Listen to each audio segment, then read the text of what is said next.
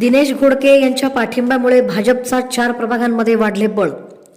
जय माता दी प्रतिष्ठानसह दिनेश घोडके मित्रपरिवार भाजप उमेदवारांच्या झाले प्रचारात सक्रिय.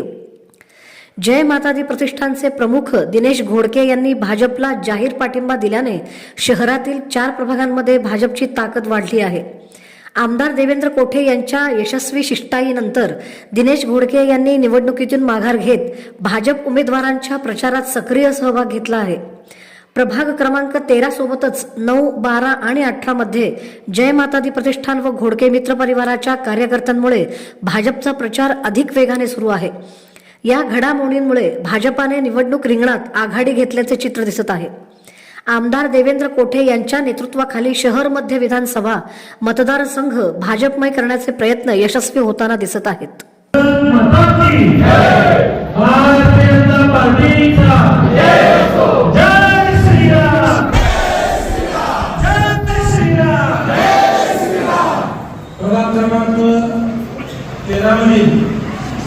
भारतीय जनता पार्टीचे अधिकृत उमेदवार प्रभाग क्रमांक 13च्या च्या सुनीता कामाठी, प्रभाग क्रमांक 13 च्या अंबिकाताई चौगुले, प्रभाग क्रमांक 13 च्या श्री सत्यताई दुर्गम, प्रभाग क्रमांक 13 चे उमेदवार श्री विजयजी चिप्पा यांच्या मध्यवर्ती प्रचार कार्याच्या उद्घाटन प्रसंगासाठी आपल्या सगळ्यांशी संवाद साधण्यासाठी आवर्जून उपस्थित असलेले सोलापूर भारतीय जनता पार्टीच्या शहराध्यक्ष आमचे मार्गदर्शक आदरणीय रोहित तळवळकर, प्रभाग क्रमांक 13 असे शहर मध्ये विधानसभेत विविध क्षेत्रात काम करत असणारे व्यासपीठावर उपस्थित सर्व वडीलधारी मान्यवर, आजी माजी लोकप्रतिनिधी, विविध क्षेत्रात काम करणारे, विशेषतः भारतीय जनता पार्टीवर प्रेम करणारे सर्व सहकारी उमेदवारांना आशीर्वाद देण्यासाठी उपस्थित सगळ्या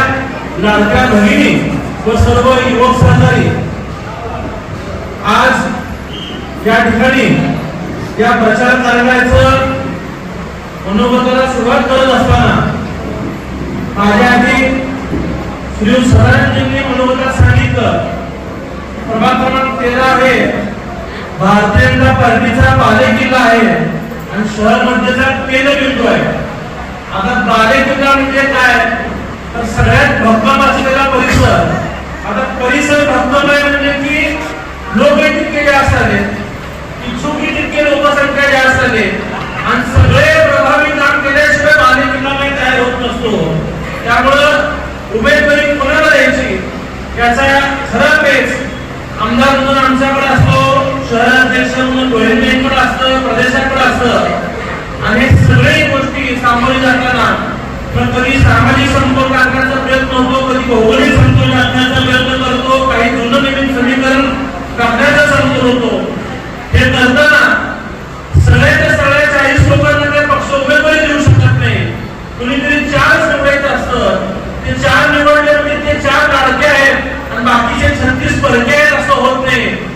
पक्ष संधी देत असताना मी निश्चितच व्यासपीठावरती सर्व पक्षातील जुन्या सहकाऱ्यांना ज्यांनी अनेक वर्ष पक्षासाठी काम केलं, जे अनेक युवक पक्षाशी जोडले गेले, जे तळमळीने प्रत्येक उपक्रमात सहभागी घेऊन आपला सर्वोच्च पराक्रम पक्षासाठी करत असतात, त्या सगळ्यांना मी इतकं सांगतो की भारतीय जनता पार्टी ही कार्यकर्त्याची पार्टी आहे, भारतीय जनता पार्टी ही त्यागाची पार्टी आहे, भारतीय जनता पार्टी ही न्यायाची पार्टी आहे.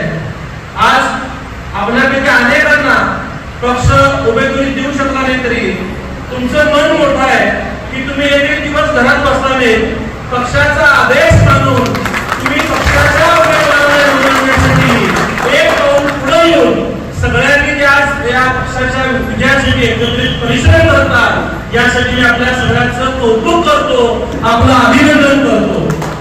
परंतु मनोबल व्यक्त होताना मी सर्व ज्येष्ठ मान्यवरांचं, विशेषतः विजयताई असतील, यादगिरी काका असतील, सदानंदजी असतील, भूपती काका असतील, कमशेट्टीजी असतील, दिलीप शिंदेजी असतील, अनेक जण पक्षाकडे प्रभावीपणे इच्छुक होते, महेशजी अरकुंडे असतील, सगळ्यांना काही न्याय देणं शक्य नव्हतं म्हणून मी सगळ्यांची मनापासून जाहीर व्यासपीठातून माफी मागतो.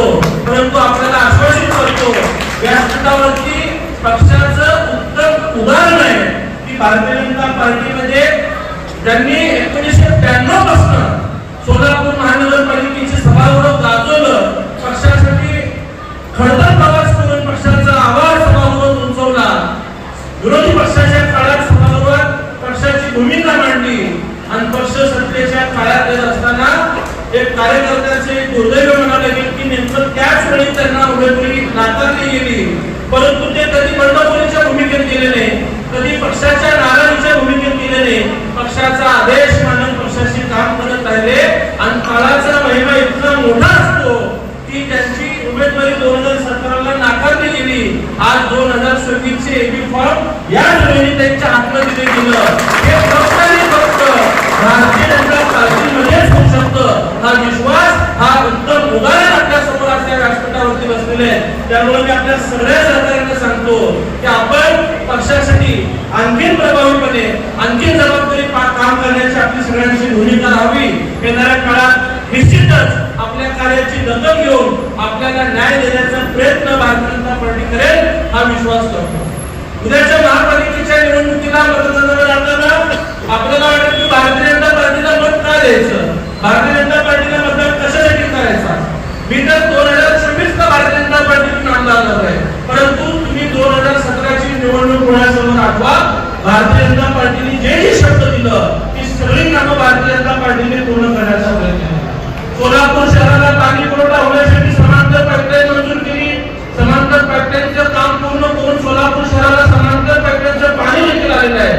आज मी आमदार झाल्यानंतर पाहायचो की संपूर्ण शहराला 5 दिवस आड पाणी यायचं. म्हणजे आलेला दिवस आणि येणारा दिवस जर सोडला तर 7 दिवस आड 7 दिवस लोक पाणी म्हणायचे.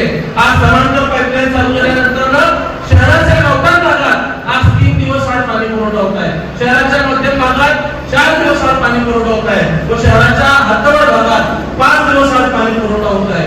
ही बाब कुठेतरी मी मुख्यमंत्री साहेबांकडे मांडली की साहेब, पाण्याचा दिवस म्हणजे आमच्या सोलापूरला शाप आहे आणि सोलापूरला जर रोज पाणी करायचं असेल, रोज पाणी द्यायचं असेल तर 892 कोटी रुपयाची योजना मंजूर होणं गरजेचं आहे.